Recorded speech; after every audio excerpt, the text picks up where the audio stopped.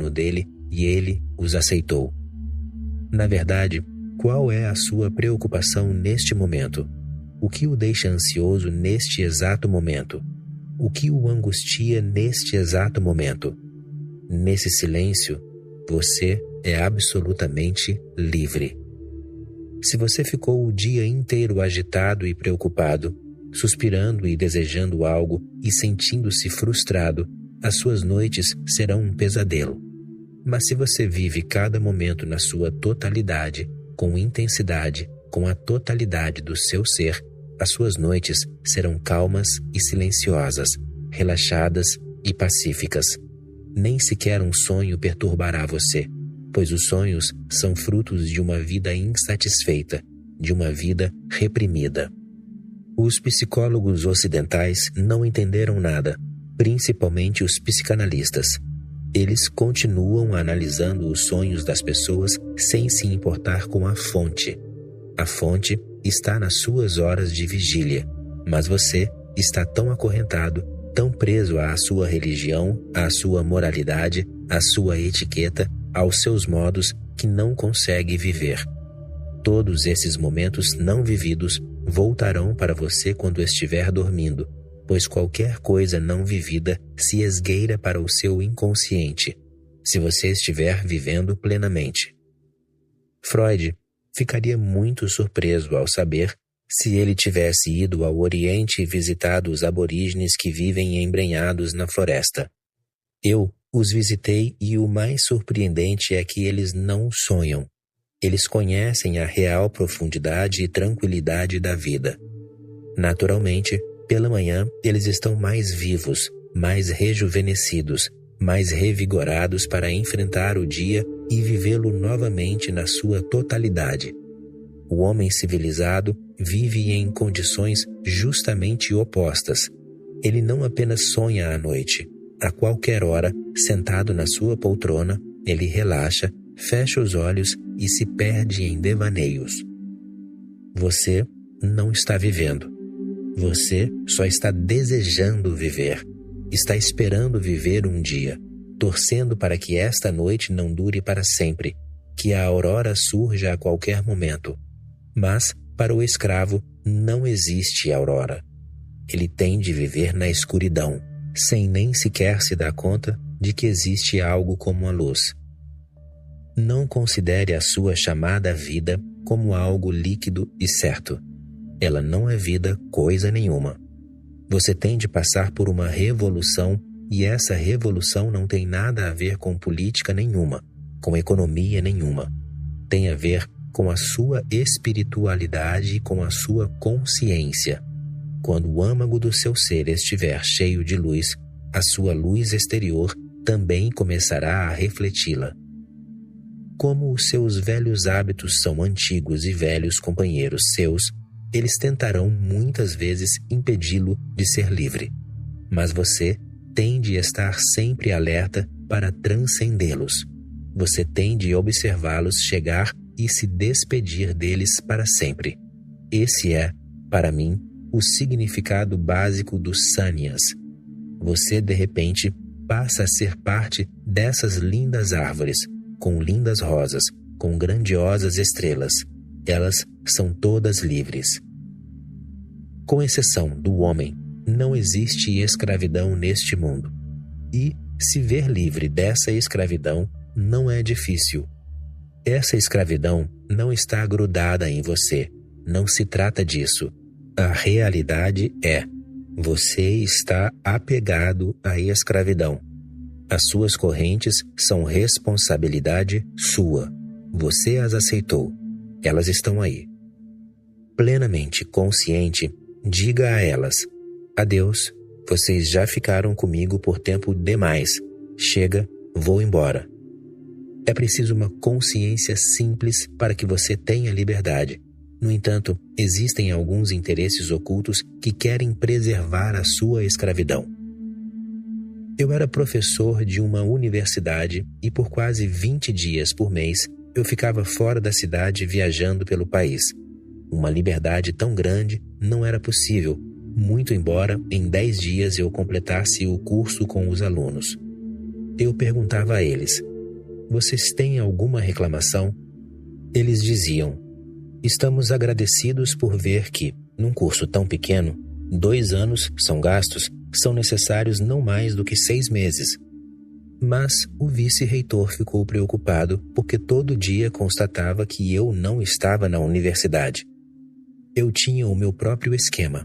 Costumava haver lindas árvores no campus da universidade, mas estranhamente todas as árvores tinham morrido. Só havia uma que ainda estava verde e dava sombra, então eu costumava parar o meu carro sob essa árvore.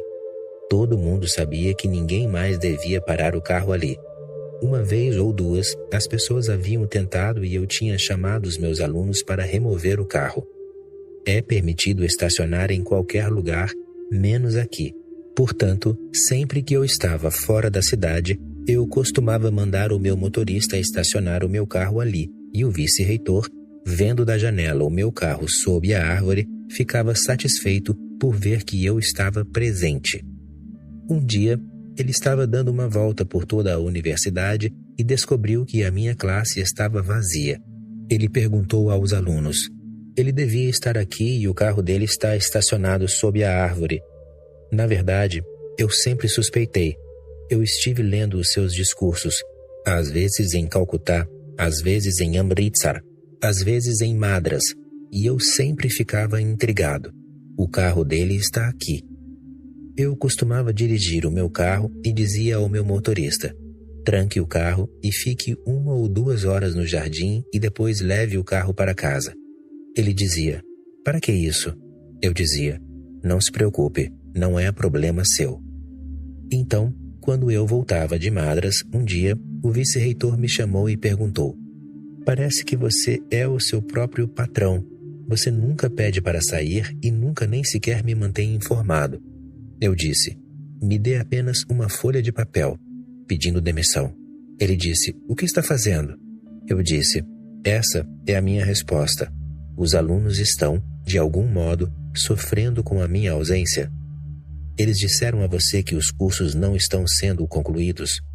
É um completo absurdo desperdiçar 2 anos desses alunos. Minha tarefa é dar o curso completo. Não importa quantos dias eu leve para fazer isso. À noite, ele foi à minha casa e disse: não nos deixe. Eu disse: o que aconteceu, aconteceu. Não posso voltar para a sua universidade porque simplesmente queimei todos os meus diplomas. Não quero pontes para o passado. Nunca mais precisarei desses diplomas. Agora, eu sou um homem sem instrução. Ele disse: eu não direi nada a ninguém sobre os diplomas. Eu disse: não é isso o que interessa. Eu realmente queria me demitir, mas estava simplesmente esperando. Isso devia partir de você, não de mim. O meu pai ficou preocupado. Os meus amigos ficaram preocupados. Os meus alunos me procuraram dizendo: por favor, desista de pedir demissão. Eu disse: isso é impossível. Não tenho mais qualificações para ser professor de vocês. O meu pai me disse: mesmo que tenha pedido demissão, por que tinha de queimar todos os seus diplomas e qualificações? Eu dizia: para que guardá-los? Isso significa que lá no fundo o desejo ainda existe. Talvez você possa precisar deles, apegar-se a eles. Eu agora estou livre de toda aquela educação que nada me acrescentou. Eles não são diplomas, são feridas, e eu não quero carregar essas feridas comigo para sempre. Depois de 2 anos, o vice-reitor me perguntou: você podia vir pelo menos de vez em quando e fazer palestras para toda a universidade? Então eu fui. Ele me levou até a sala dele, para a janela de onde ele costumava ver o meu carro, e disse: um estranho fenômeno. Só aquela árvore era verde. Agora ela também está morta. Eu disse: a vida é misteriosa. Talvez a árvore tenha caído de amores por mim, porque durante 9 anos o meu carro ficou parado lá e eu me afeiçoei muito a ela. Não era simplesmente uma questão de parar o carro sob ela. Eu sempre agradecia àquela árvore. De vez em quando, nas ocasiões em que o meu motorista estava comigo, enquanto eu estava sentado no banco de trás, ele dizia: o senhor está mesmo maluco. agradecendo a árvore. Eu dizia: a árvore é muito amorosa. De toda a fileira de árvores é a mais bonita. É um gulmarg, com flores vermelhas. Quando chega a primavera, você mal consegue ver as folhas. São tantas flores que a árvore fica toda vermelha. Árvores da mesma espécie tinham morrido todas, mas ela continuara viva comigo durante 9 anos. Agora, outra pessoa para o carro ali, mas talvez ela nunca tenha se importado em agradecer a árvore, em mostrar a sua gratidão por ela. No momento em que estiver livre do passado e do futuro, sentado simplesmente ao lado de uma árvore, sussurre algo para a árvore e logo você saberá que ela responde. Evidentemente, a resposta dela não será em palavras. Talvez ela lhe mostre as suas flores. Talvez ela dance com o vento. Se você estiver sentado bem perto, com as costas contra o tronco, você começará a sentir uma sensação diferente que nunca sentiu antes. A árvore estará vibrando com amor para você. Toda esta existência está repleta de amor, repleta de liberdade, exceto o infeliz do ser humano. E ninguém é responsável por isso, exceto ele mesmo. E não é uma questão de ir deixando aos poucos de lado aquelas coisas que o fazem infeliz. Muitas pessoas me procuravam e diziam: entendemos você. Aos poucos deixamos de ser infelizes. Mas a escravidão nunca é abandonada aos poucos. Ou você entendeu e é livre, ou não entendeu e está simplesmente fingindo que entendeu. A liberdade não vem em fragmentos, assim como a escravidão não vem em fragmentos. Quando você ilumina um cômodo escuro, não passa a enxergá-lo? A escuridão não vem em fragmentos? Uma partezinha, depois outra, em fila, até sair pela janela? Ou a luz chega em fragmentos? Uma luzinha, depois outra e mais outra? Não. No momento em que você acende a luz, a escuridão desaparece. O próprio entendimento do que é a liberdade faz de você uma pessoa livre. Não é uma questão de tempo ou de graduação. Não há outro jeito senão deixar para trás todas as correntes. Todas aquelas correntes que você começou a criar à sua volta já na infância. Talvez em nome da obediência, do amor pelos pais, da confiança nos sacerdotes, do respeito pelos professores, belos nomes. Lembre-se sempre de tirar o rótulo e ver qual é o conteúdo. Você ficará surpreso. A escravidão é vendida a todas as crianças sob os mais lindos nomes. Será difícil você se livrar dela se não perceber que não é à escravidão que você está apegado, mas ao rótulo que deram a ela. Era uma luta constante com o meu pai. Ele era um homem afetuoso, muito compreensivo, mas ainda assim dizia: você tem de fazer isso. E a minha resposta sempre era: você não pode me dizer isso, você tem de fazer isso. Só pode sugerir. Se quiser, você pode fazer isso. Se não quiser, tudo bem. A decisão final é minha, não sua. Eu sou obediente com relação à verdade, com relação à liberdade. Posso sacrificar tudo pela verdade, pela liberdade, pelo amor, mas não por qualquer escravidão. As suas ordens fedem à escravidão. Logo, ele entendeu que eu não era nem obediente nem desobediente. Eu não dizia, não farei. Eu simplesmente dizia, não me dê ordens, me dê liberdade para decidir se quero dizer sim ou não e não se sinta ofendido se eu disser não. Trata-se da minha vida. Eu tenho de vivê-la e tenho todo o direito de vivê-la à minha própria moda. Você é muito mais experiente. Pode sugerir, pode aconselhar, mas ordens eu não aceito de ninguém. Seja qual for o preço, seja qual for a consequência, ordens eu não aceito de ninguém. E aos poucos, muito lentamente, ele desistiu de me dar ordens. Começou a dizer: aconteceu um problema. Se achar razoável, você pode me ajudar. Se não estiver disposto, você é quem decide. Eu dizia: É assim que deve ser o amor de verdade. O que você chama de liberdade? Na maioria das vezes, a liberdade política, econômica, exterior, que não está nas suas mãos, que alguém concede a você. Essa podem tirar de você. Só a liberdade que cresce interiormente não pode ser tirada de você. A vida do ser humano é curta. Seja decisivo com relação a ela. Você tem de ser livre na sua alma, pois essa é a única liberdade que existe. O homem nasce com uma alma, mas não com um eu. Embora todos os dicionários afirmem que essas duas palavras, alma e eu, são sinônimas, isso não é verdade. A alma você traz com você. O eu é criado pela sociedade como um substituto, para que você não sinta falta da sua identidade, pois a busca pela alma pode exigir muitos anos de peregrinação, de busca, de exploração, e será impossível suportar o anonimato, o vazio, o fato de não ser ninguém. A intenção de criar um eu nasceu do amor, para que, desde o início, você começasse a sentir que existe. Do contrário, como você iria viver? Como se dirigiriam a você? As pessoas que tiveram a ideia do eu estavam cheias de boas intenções, mas, como elas mesmas não tinham nenhuma ideia a respeito das suas próprias almas, elas criaram um falso eu e morreram como um eu criado. Nunca vieram a saber como a existência as fez e para quê. A sua alma faz parte da existência. O seu eu é uma instituição social.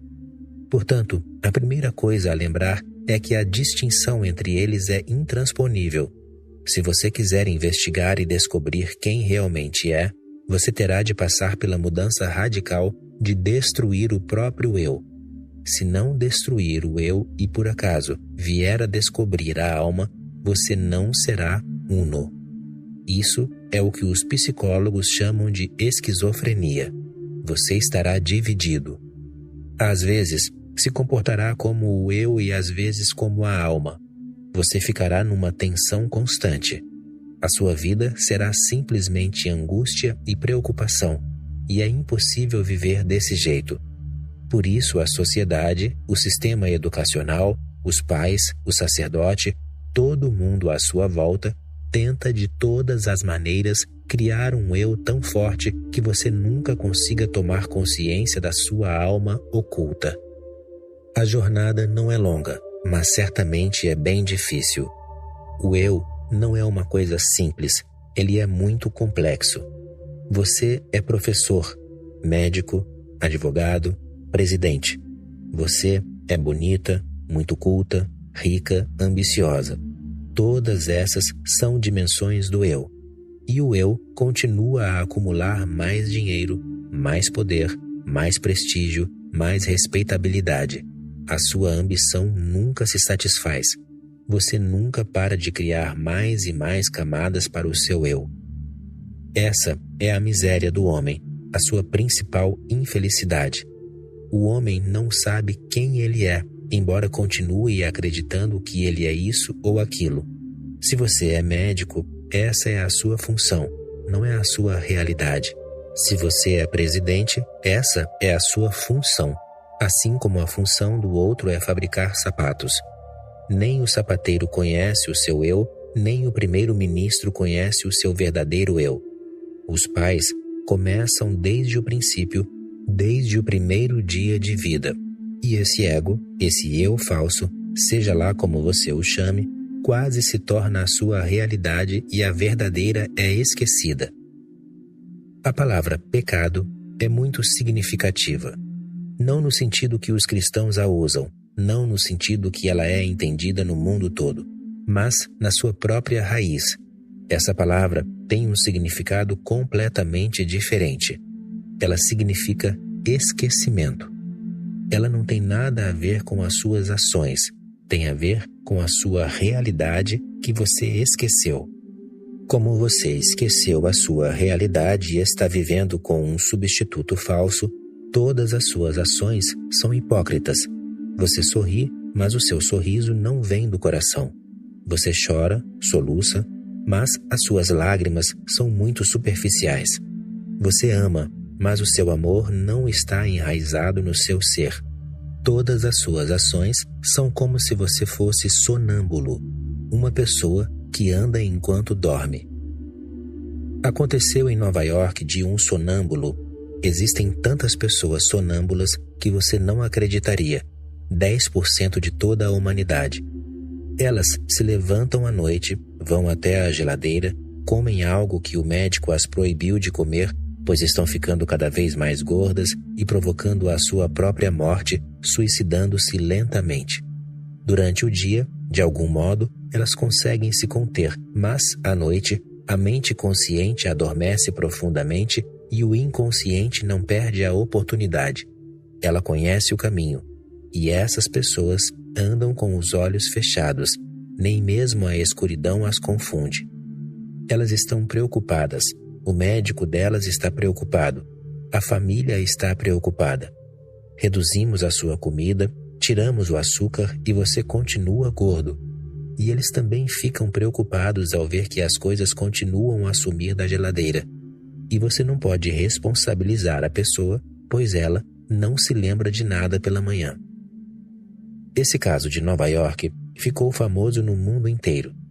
Esse homem morava no último andar de um edifício de 5 andares. À noite, ele se levantava, ia para o terraço e saltava para o outro prédio que ficava ao lado. A distância era tão grande que ninguém ousaria, em sã consciência, dar aquele salto, e ele fazia aquilo todas as noites. Logo, as pessoas descobriram e começaram a se juntar embaixo para vê-lo, pois era quase um milagre. A multidão começou a ficar cada vez maior e, um dia, quando o homem estava prestes a pular, a multidão começou a gritar alto, chamando a atenção dele. Isso o acordou, mas era tarde demais. Ele já tinha pulado. Não conseguiu chegar ao outro terraço, embora tivesse feito isso noite após noite, depois voltado, ido para o quarto e dormido. Mas, como ficou consciente, ele viu o que estava fazendo, mas já tinha dado o pulo. Caiu do 5º andar e o seu corpo se estatelou no chão. O seu falso eu é o seu sono. A alma é o seu despertar. Para manter o eu, a sociedade impôs a você certas regras e disciplinas. Por exemplo, fazem com que toda criança pequena fique ambiciosa. Ninguém diz a ninguém, seja você mesmo. Dão a todos um grande ideal. Seja como Gautama Buda, como Jesus Cristo ou como Albert Einstein, mas seja alguém. Não se contente em continuar sendo quem é. Você não é nada. O seu eu precisa de muitos graus, precisa de reconhecimento, honra. Esses são o alimento dele, é do que ele vive. E até as pessoas que renunciam ao mundo tornam-se sannyasins, monges, não renunciam ao eu. É fácil renunciar ao mundo, difícil é renunciar ao eu, pois você não sabe nada sobre si mesmo.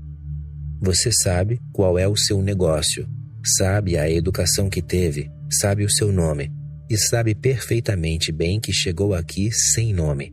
Chegou como uma tábula rasa, com nada escrito em você, e seus pais, professores e sacerdotes começaram a escrever em você todo.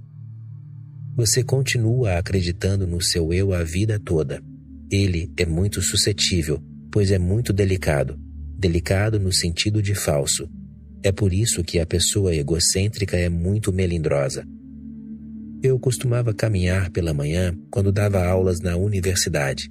Eu não fazia ideia de quem ele era, mas havia um senhor e só por causa de sua idade eu costumava lhe dizer bom dia.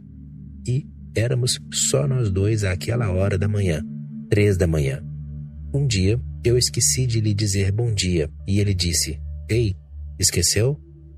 Eu disse, isso é estranho. Não sei quem você é.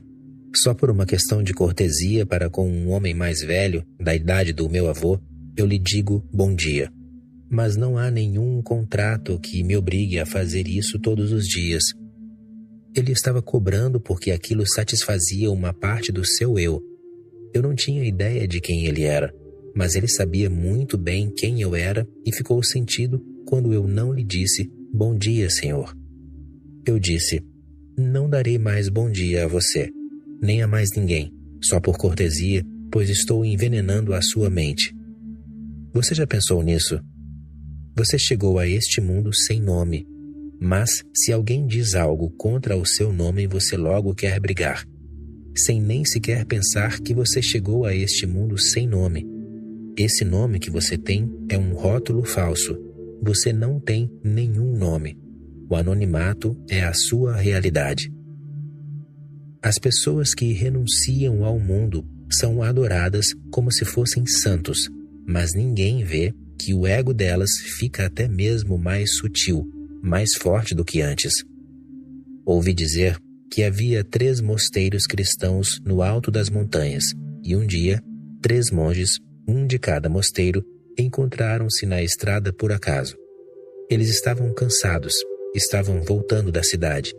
Então, pararam para descansar sob uma árvore.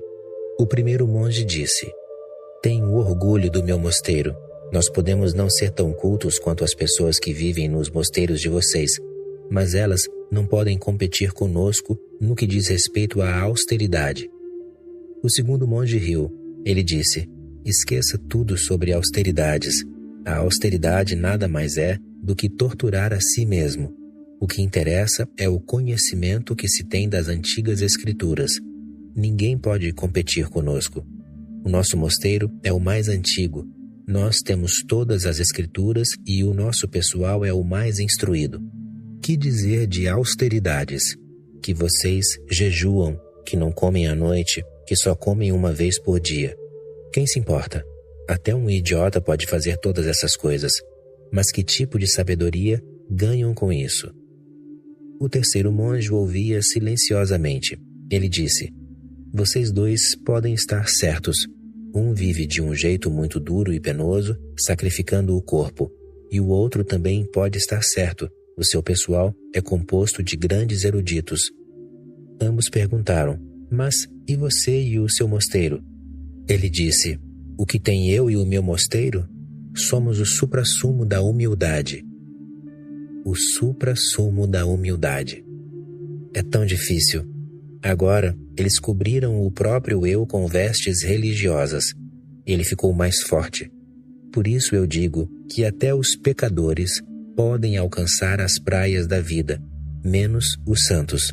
Pois o pecador sabe que ele não vive nem em austeridade, nem é instruído, nem é humilde. Ele é só uma pessoa comum que nada sabe. E talvez ele seja a pessoa mais religiosa, porque ele é menos do que um eu e está mais próximo da alma. A verdadeira liberdade não é nem política, nem econômica, nem social. A verdadeira liberdade é espiritual. Se não fosse assim, então Ramakrishna não poderia ter se transformado no que se transformou, uma luz para si mesmo, pois na época a Índia estava sob o açoite dos governantes da coroa britânica. Então, Ramana Maharshi não teria sido a glória que foi, o silêncio, a bênção que foi, pois o imperialismo britânico ainda escravizava o país. A liberdade espiritual não pode ser tirada. O seu eu pode ser escravizado, mas não a sua alma. O seu eu pode ser vendido, mas não a sua alma. Se você quer conhecer a sua verdadeira liberdade, terá de continuar a se livrar de fragmentos do seu eu, esquecendo que você é um Brahmane e não um Sudra, esquecendo que é cristão e não um ser humano simplesmente, esquecendo qual é o seu nome, sabendo que ele é só uma utilidade comum, mas não a sua realidade, esquecendo todo o seu conhecimento, sabendo que ele todo é emprestado. Não se trata da sua própria experiência, da sua própria realização. O mundo todo pode estar cheio de luz, mas lá no fundo você está vivendo na escuridão. Para que o mundo está cheio de luz se você não tem nem uma pequena chama dentro de você, tentando entender aos poucos que tudo aquilo que tem sido acrescentado ao seu ser depois que nasceu não é a sua verdadeira realidade? À medida que os fragmentos do eu desaparecem, você começa a ficar mais consciente de um céu enorme, tão vasto quanto o céu lá fora, pois a existência está sempre em equilíbrio. O exterior e o interior estão em harmonia e em equilíbrio. O seu eu não é aquele que está confinado dentro do seu corpo. A sua verdadeira alma é aquela que não pode ser queimada, mesmo que o seu corpo seja queimado. Krishna está certo ao dizer que nenhuma arma pode me atingir e nenhum fogo me queimar. Ele não está falando do corpo, do cérebro, do eu. Eles serão destruídos. Mas existe algo dentro de você que é indestrutível, imortal, eterno. Isso estava com você antes do seu nascimento e ficará com você depois que nascer, pois é você, o seu ser essencial. Saber disso é ser livre, livre de todas as prisões do corpo, as prisões da mente, as prisões que existem fora de você. Viva simplesmente a sua vida com o máximo de alegria e celebração, como uma dádiva da existência. Dance com as árvores ao sol, na chuva, no vento. Nem as árvores têm escrituras, nem os animais têm escrituras, nem as estrelas têm escrituras, nem tem nenhum santo. Com exceção do homem, ninguém tem obsessão pela morte. Essa obsessão eu chamo de um dos maiores erros que já foram cometidos durante milhares de anos. É hora de detê-lo por completo. Para cada nova geração, deixe o espaço livre para a busca, para a descoberta da verdade, pois descobrir a verdade é menos delicioso do que procurá-la. A peregrinação é muito mais importante que chegar ao templo. Ensine a essas novas gerações que não existe valor mais elevado do que a liberdade de viver e a liberdade de expressão. Torne-as capazes. Diga que, se for preciso, é melhor morrer do que aceitar qualquer tipo de escravidão.